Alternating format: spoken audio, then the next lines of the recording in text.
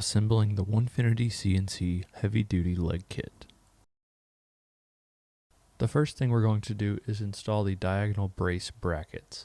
These brackets are the only brackets that are not pre-installed, and they're very easy to line up since the bracket and the brace are at an angle. It will only go on in one direction.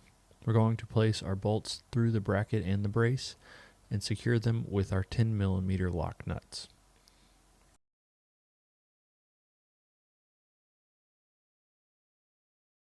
With those brackets installed, we're now going to change our focus to the back right corner of our QCW fixed stand frame, and we're going to install our diagonal braces. Start with the 14mm socket and 14mm crescent wrench, and we're going to remove the lock nuts from the top of the leg so that we can mount our diagonal braces. You'll notice that the bracket on one end is offset to match up with the bolts that are already there on the frame. We'll align those accordingly, and once we have it in place, we can secure our lock nuts back onto our bolts. After we've got those hand tight, we will follow that back up again with our 14mm crescent wrench and socket, securing them all the way. Moving from the back right corner to the front left corner, we're going to repeat this process.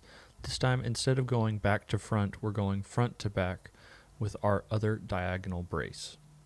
Once again, we'll get those hand tight, then we'll follow that up with our 14mm crescent wrench and socket to secure those in place.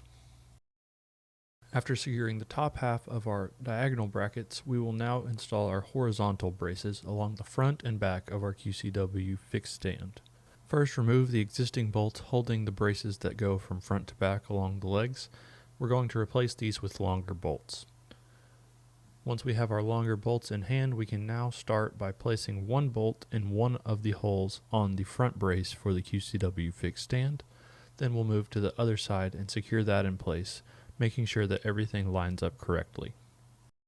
With those first two bolts hand tight, we can now follow back up with our driver and the remaining bolts to secure it in place, making sure that the cross braces on the left and right side are not twisted.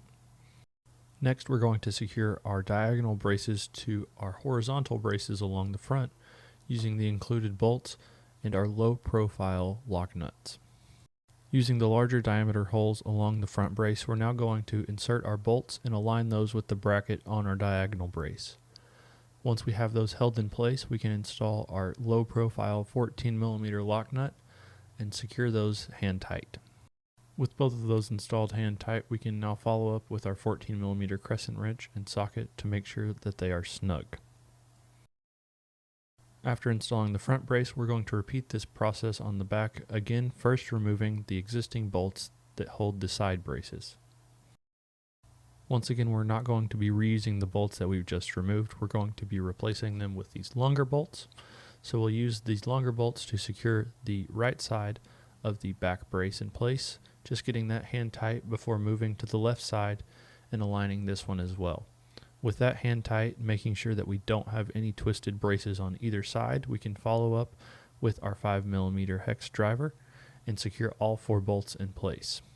After that, we're going to place our bolts through the larger diameter holes and secure the diagonal bracket in place.